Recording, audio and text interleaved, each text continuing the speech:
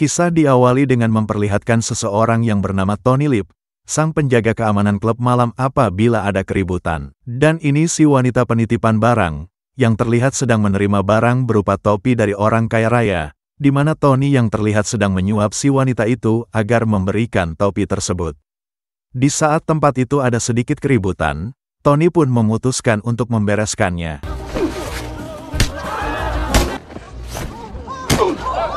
Karena alasan Tony mengambil topi milik si orang kaya raya adalah agar dapat penghasilan tambahan. Setelah mengetahui klub malam ini akan ditutup entah sampai kapan, jadi otomatis si Tony pun akan menjadi calon pengangguran. No thanks. Take this. Put it in your pocket. Take.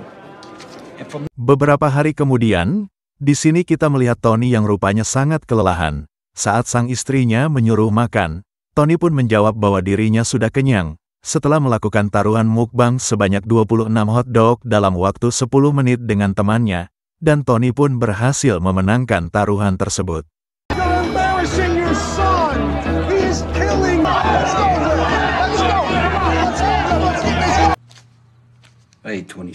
Saatnya si istri mulai mengeluh karena suaminya alias Tony yang saat ini pengangguran. Tidak ada uang untuk membayar keperluan rumah seperti listrik, air, makan, dan lain-lain. Karena hal tersebut Tony pun terpaksa menggadaikan jam tangan kesayangannya. Berapa lama? Sahabatnya Tony menelepon terkait lowongan pekerjaan yaitu menjadi supir pribadi dokter. Tony pun langsung minat dengan loker tersebut, dan langsung menemui tempat wawancaranya. Sesampainya di tempat, ada beberapa orang lain juga yang ikut melamar, dan Tony otomatis harus bersaing dengan mereka semua. Tony Lip.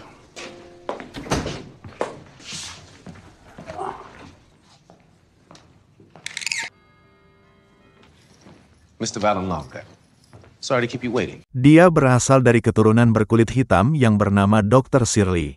Kita sebut saja dokter, seseorang musisi yang sangat terkenal atas keahliannya dan cerdas dalam memainkan piano, di mana dokter tersebut dianggap berbeda dari musisi yang lain. Have you ever driven professionally before? But I could drive anything.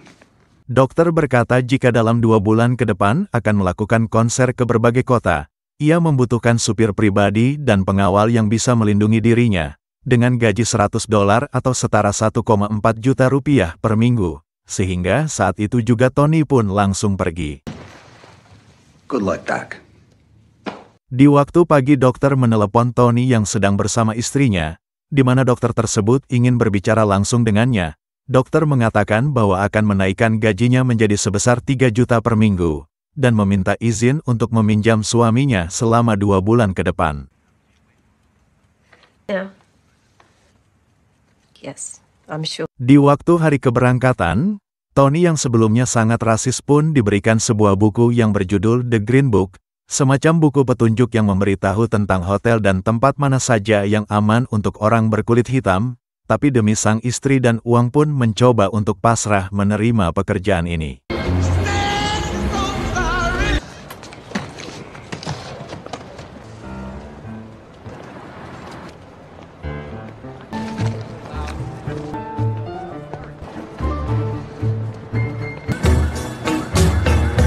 Dokter yang jelas sangat berbeda dengan kehidupan Tony, di mana hal itu dokter yang terlihat risih karena Tony mengendarainya sambil makan yang sudah terbiasa hidup di jalanan, dan ia diminta untuk berhenti makan dan tetap fokus pada tujuan.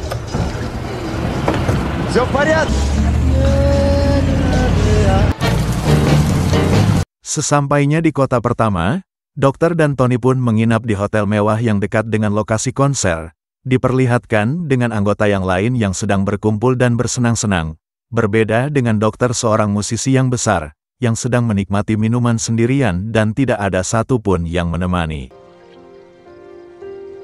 Tiba di waktu malam konser, Tony yang pertama kalinya melihat dokter tampil yang sangat takjub, dan ia memang pantas disebut sebagai pemain piano yang sangat bagus.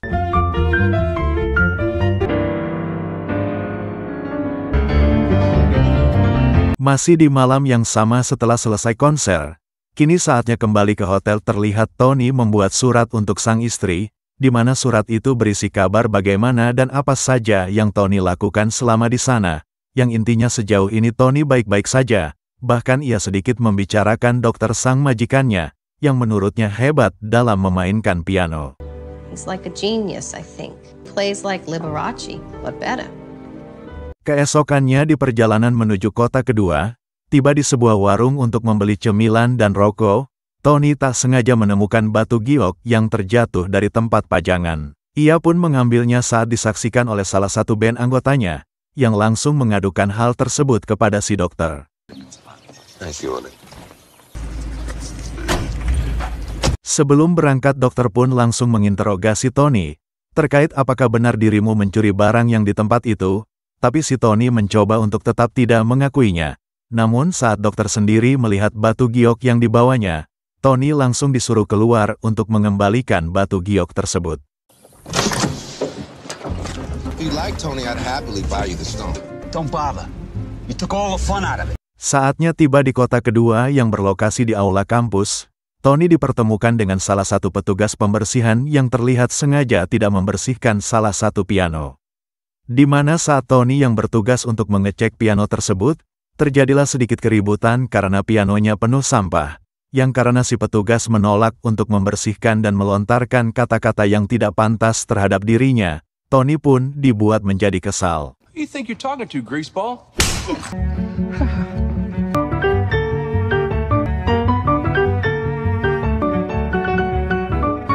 Seiring berjalannya waktu dokter dan Tony pun kini semakin akrab, masih dengan kegiatan simpelnya yaitu membuat sang istri senang. Ia terlihat menuliskan surat dengan pengalaman seadanya dengan rangkaian kata-kata yang tidak teratur. Dear Dolores, this morning I had steak and eggs. Tony pun mengeluhkan perut laparnya saat dalam perjalanan menuju kota ketiga. Namun karena yang ada di sana hanya tepung ayam alias chicken, ia pun langsung berhenti untuk membelinya. In Kentucky. Dokter hanya terdiam saja ketika Tony menikmati ayam goreng, di mana Tony pun menawari satu ayam goreng kepada dokter yang merasa dirinya sudah akrab. Awalnya si dokter menolak karena dianggap berminyak dan tidak sehat, jadi wajar saja si dokter belum pernah memakan fried chicken seumur hidupnya. Namun karena Tony memaksa, dokter pun akhirnya mencobanya juga. Take it. Come on.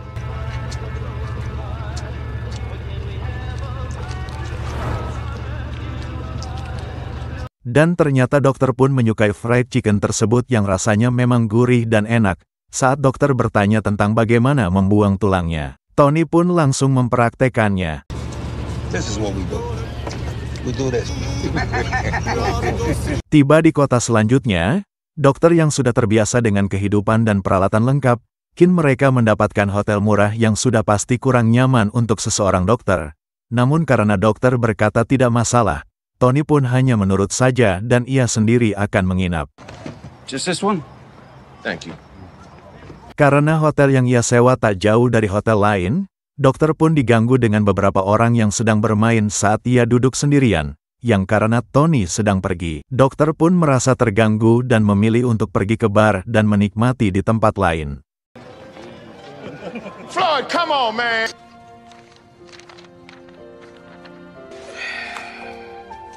Tak berapa lama, terlihat dokter yang sedang diganggu oleh berkulit putih di sana, di mana Tony yang diberitahu dari salah satu band terkait masalah tersebut, sehingga Tony langsung menuju ke sana dan membereskannya karena sudah terbiasa menghadapi dengan situasi seperti itu. Need a Brillo pad to wash these dishes. Hand them over. We walk out, won't be a problem. We go. Now!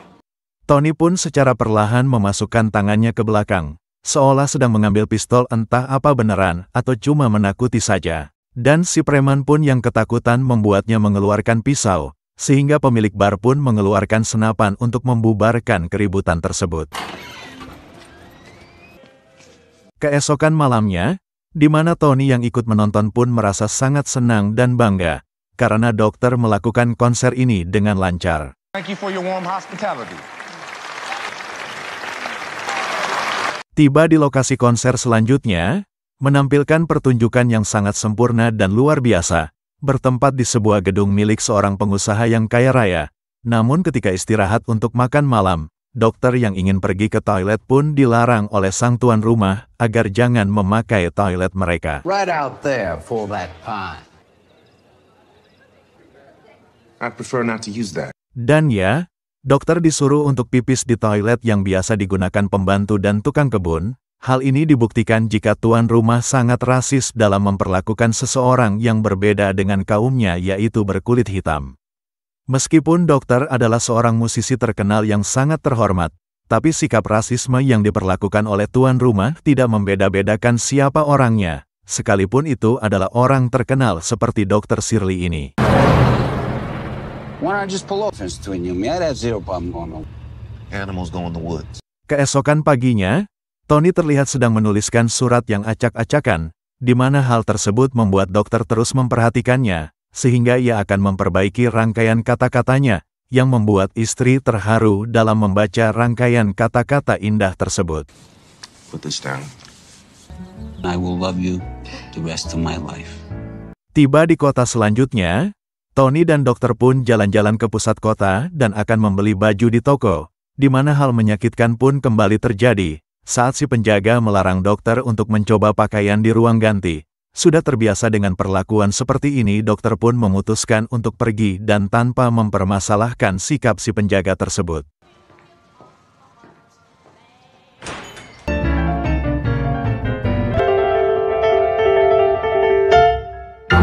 Beralih ke kota selanjutnya, saat mereka berdua akan check-in di sebuah hotel, bertemu dengan dua sahabatnya dari New York yang kebetulan sedang ada loker di kota ini. Mengetahui Tony bekerja untuk melayani orang berkulit hitam, si sahabat pun menyarankan untuk pindah saja dan ikut bekerja bareng bersamanya. Per fare soldi buoni. Questo non è il posto adatto per parlare. Scorda chi sto. Malamnya saat Tony akan keluar hotel untuk nongkrong, dokter yang sedang menunggu kemunculan Tony pun, ternyata dokter tak sengaja mendengar perbincangan Tony dan dua sahabatnya tadi siang terkait pindah kerja. Karena tanpa Tony dokter tidak bisa mengurus dirinya sendiri, dokter pun takut akan ditinggalkan oleh Tony. Prima di accettare la sua offerta, dobbiamo parlare. I think you're doing a wonderful. Tony yang sebelumnya orang yang rasis pun, kini dibuktikan sekarang Tony adalah seseorang yang sangat setia, dengan mengatakan jika dirinya tidak akan keluar kerja, sudah terlanjur nyaman bekerja untuk dokter, dan tidak akan pernah meninggalkannya untuk pekerjaan lain. I ain't going nowhere, Doc. Dengan hasil bantuan dari si dokter yang merangkai kata-kata indahnya, Tony terus mengirim surat untuk sang istri selama dalam perjalanannya, di mana si istri yang semakin takjub pun membacakan surat itu di depan sahabat-sahabatnya. John! Yeah. I want a letter. Yeah, as soon as you make a meal. Kota demi kota, konser demi konser yang ia lalui bersama, di mana Tony dan dokter yang kini semakin akrab pun, hingga keduanya menjadi seperti keluarga. Just the two of us.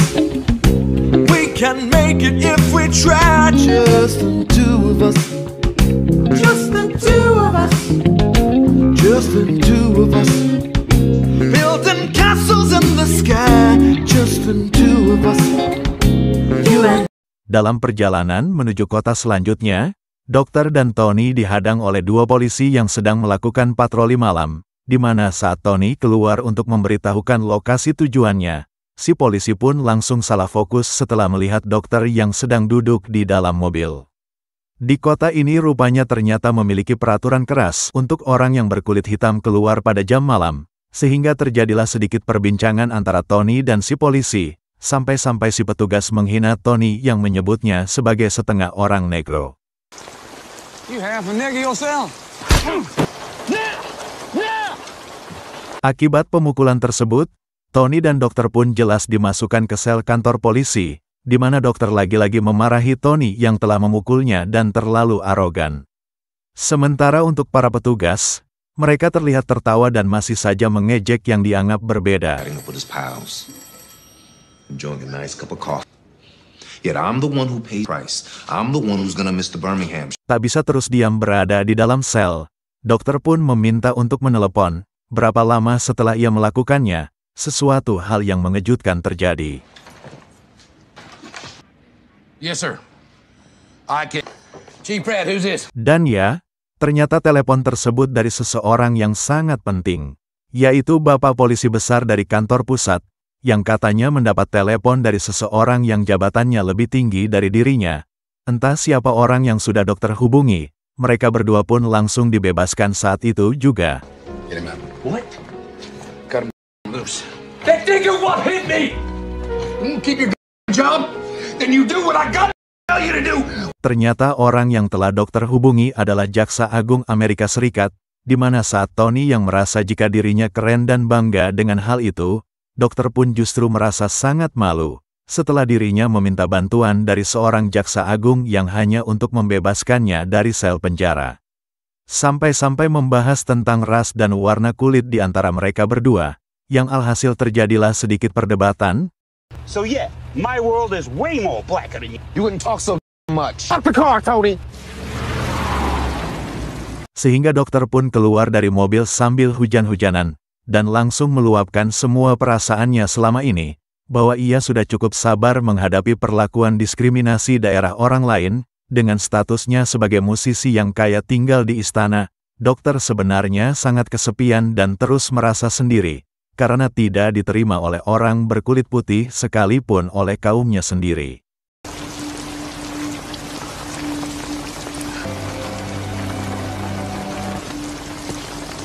Sesampainya di penginapan, karena semua kamar sudah penuh oleh para pasangannya, dokter dan Tony pun satu kamar bareng, di mana Tony dan dokter akhirnya saling maaf-maafan atas sikap mereka berdua yang telah berdebat selama ada di dalam perjalanan. Thanks for helping me with the letters. Good night, Tony. Sesampainya di kota terakhir, konser yang bertempat di sebuah hotel, seperti biasa dokter lagi dan lagi diperlakukan tidak layak, ketika manajer hotel menempatkannya dalam sebuah gudang kecil dan sempit sebagai ruang istirahatnya, di mana saat Tony dan yang lain sedang makan di restoran, dokter dilarang si manajer dan diminta untuk makan di sana saja, dengan alasan aturan dan tradisi ketat di hotel ini, yang melarang setiap orang berkulit hitam makan bersama orang berkulit putih, sehingga terjadilah sedikit ketegangan agar si dokter bisa diizinkan makan di sana. Either I eat in this room, or I'm not performing tonight. Hal tersebut membuat dokter memutuskan untuk mengancam bahwa dirinya tidak akan tampil. Manajer pun mencoba mengobrol dengan Tony agar memujuk di majikannya untuk tetap tampil, di mana manajer sampai nekat menyuap Tony agar dokter mau tetap tampil. Justru hal itu membuat Tony marah. Stop, Tony. It's all right. Setelah dokter tidak jadi tampil di konser terakhir, dokter dan Tony pun pergi ke sebuah bar khusus orang berkulit hitam. Bukannya konser di tempat mewah dan dibayar mahal. Dokter memilih tampil menghibur masyarakat bawah dan meramaikan suasana yang ada di tempat tersebut.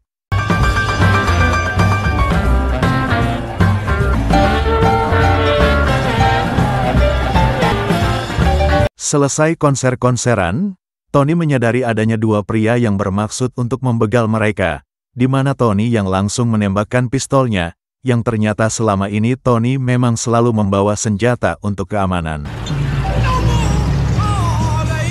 Mereka berdua pun melanjutkan perjalanan menuju arah pulang, yang karena Tony sudah kecapean, dokter pun memutuskan untuk menyetirnya sampai ke tempat tinggalnya Tony. Tony, wake up.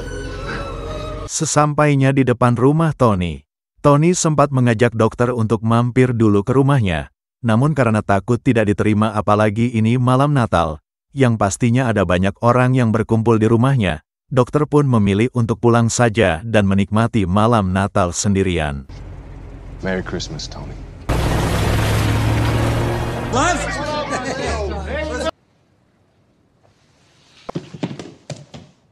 Di saat Tony sedang menyambut kerabat dan sahabatnya yang baru datang, ia kedatangan tamu kejutan yang benar-benar tidak diduga. Dan ya, itu adalah Dr. Shirley yang memberanikan diri untuk datang ke rumahnya.